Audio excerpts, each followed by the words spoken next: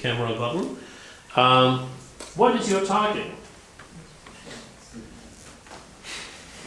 If I came to Alice right now and says, what would you sell out for?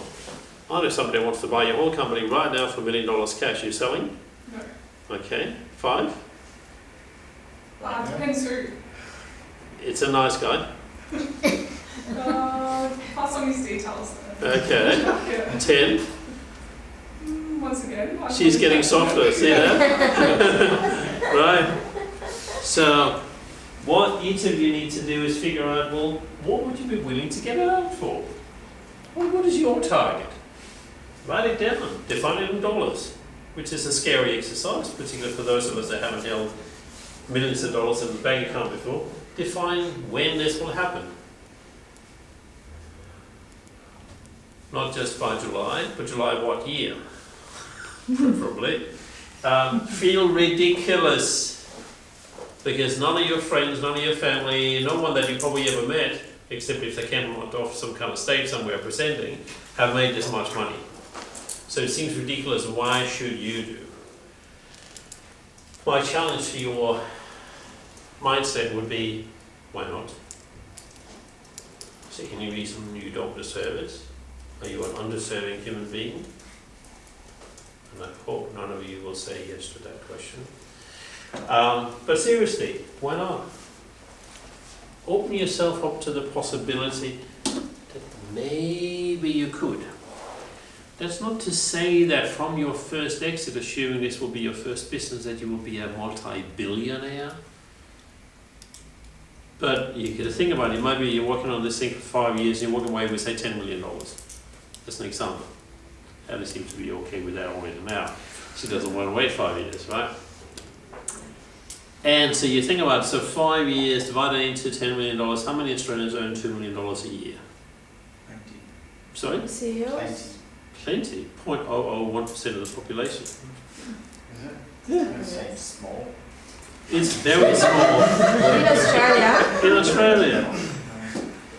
I think $2 million buys you a lot more goodies than you might think. Is it including bonus or without? Oh, Jesus, this is not a job I offer. think you're actually talking about a wage check.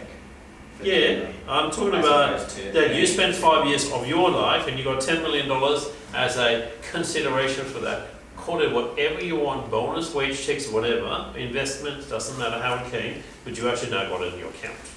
I'm just saying, be realistic about what you're asking for, and particularly if this is your first company, use this as a training ground.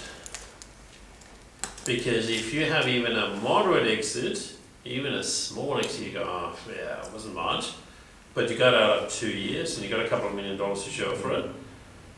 Well, when you go to do your next thing and you go to all of these investors, all of these VC firms that want to have preferential shares and clawback clauses and all that kind of stuff, and you're going to go, I don't fucking think so, I've done this before. They're going to go, oh, how did that go? Oh, yeah, we did this, we did that. You know, I didn't end up with much of it personally, but we did all right.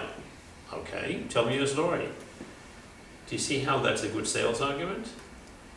Now, most of you here in the room look like you're under 60, so you should have plenty of time to do a couple of rounds around the mill. Most people are not successful with their first business. It does happen, but it's kind of rare. What's the stats? They're stacked against you. I actually don't know if anyone has the actual stats on the number businesses, and it's the second or the third or whatever.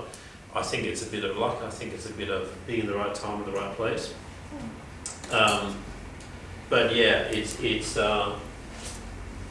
really about using this as a way to get as much experience as possible and get there as fast as possible. So probably the last thing we haven't actually talked about, we'll probably have a slide about that, is consider time versus money.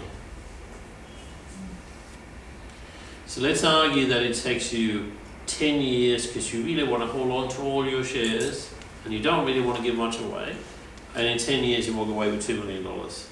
Sorry, but that's a very ordinary wage. That's not worth the heartache, not worth the risk. Go back and take a job. Right? But if you counterbalance that to, well, After 2 years, you could walk away with $3 million, okay, or $2 million, or even $1 million after 2 years. You go, okay, that's all right, okay, let's do it again. Because the problem in anything that almost all of you are working on from a project perspective is time is your greatest enemy. Somebody else is going to invent the same damn thing. Somebody else is going to beat you to market and invent the same thing somewhere else, typically on a different continent. You know, somebody else is going to have the same brilliant idea as you did whenever you had it, and they're going to go ahead and raise $20 million, and you raised 2. Oops. They're going to beat you to a pulp. Oops.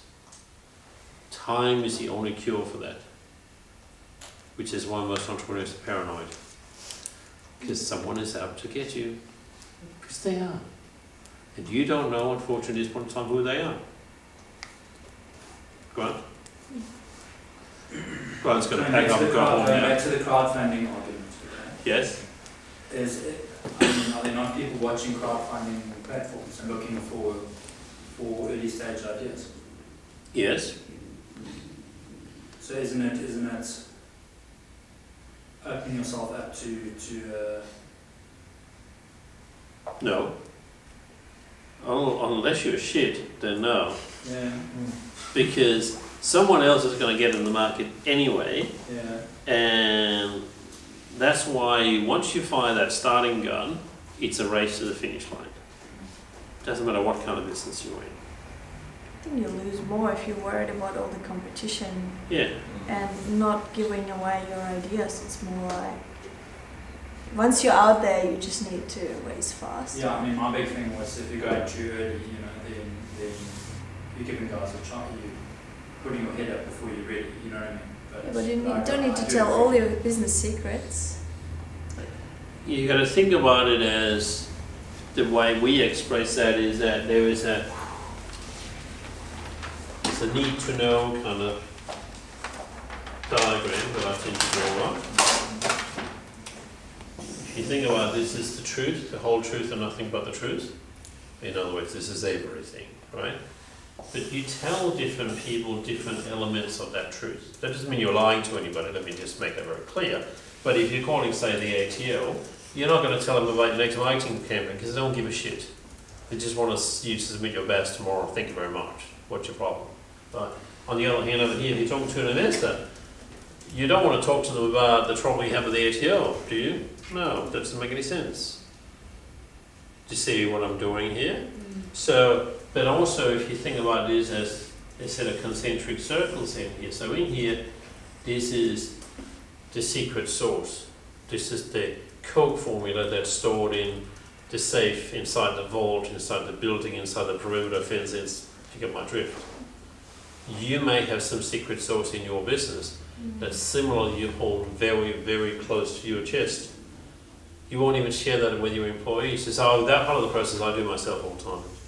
Until 2 or 3 years down the track, when you have enough traction, you've got 200,000 customers or whatever the number is, and you go, whatever, anybody can know this now, doesn't matter. We'll publish an article, this is the reason we haven't had this success for the last 3 years. Anyway, says, I wish I knew that 3 years ago, because you're now 3 years ahead of everybody else. Will they catch up? No. Unless you stop running, of course, which would be not advisable. It's like Google have open sourced almost all their technologies. Yeah. Yeah, And- I mean, Yeah, so but the thing is they've got that competitive advantage. You can go and do it yourself, but point. yeah, but I mean, The place that most of you live in is politely called market dominance.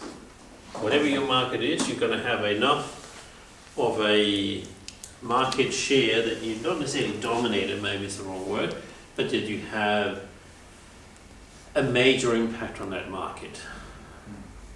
It's like if you're out there starting a new car rental company, well, there's only a couple of very big car rental companies that you're going to beat. Each of them have somewhere between 25 and 30% of the market, right?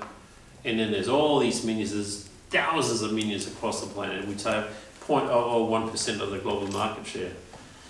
Well, that's not really something that's worth going for, right? That's also why you see this. Like, think about the banking sector right now in this country. There's all these so-called neobanks. I can write up some names up here of neobanks that you haven't even heard of, You're gonna going, how the hell does it make any sense? How can they even make any money? Because we don't even know their brand yet. But some of them have been smart enough to choose niches that are so tiny, so sliver, that from their perspective, they're growing 20% month on month. From Compact's perspective, it's like, it's a sort of rounding error on the spreadsheet, right? It's like, do they really care? No. Do they see a threat in 10 years? Yes. Are they worried about it? Not really, but are they taking action? Of course they are. Right.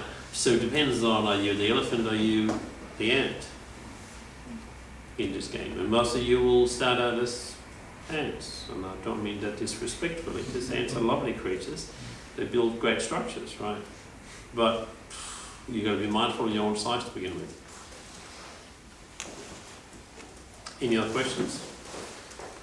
And I'm sitting down here and staring at all of you. I'm just dying to get over here. No?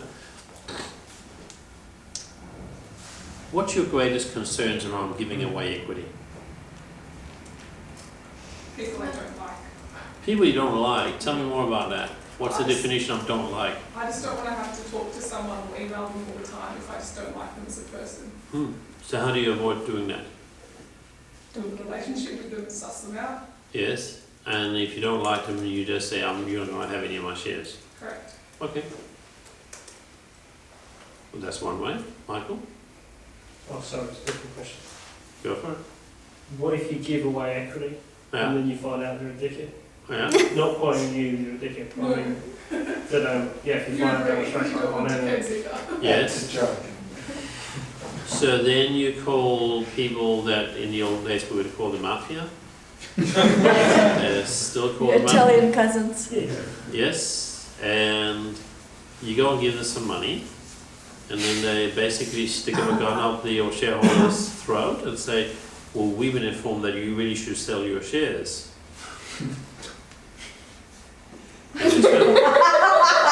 So this is on video.